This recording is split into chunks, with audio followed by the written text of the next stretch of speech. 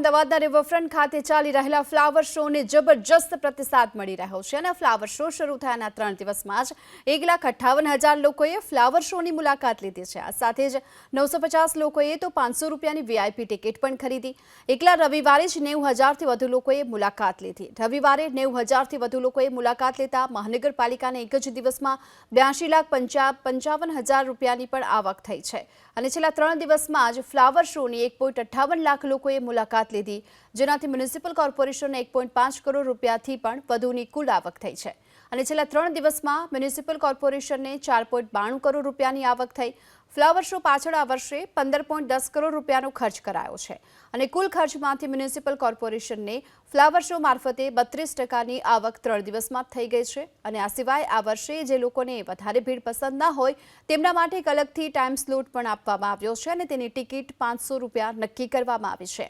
અને 3 તારીખે 21,014 લોકોએ મુલાકાત લીધી હતી અને પ્રીમિયમ સમયની જો વાત કરીએ તો 403 લોકોએ મુલાકાત લીધી હતી, તેનાથી 2.10 લાખની આવક થઈ અને બીજા દિવસે 36,356 લોકોએ મુલાકાત લીધી, જ્યારે કે 950 લોકોએ પ્રીમિયમ સમયમાં મુલાકાત લીધી હતી, જેનાથી 4.75 લાખની આવક થઈ।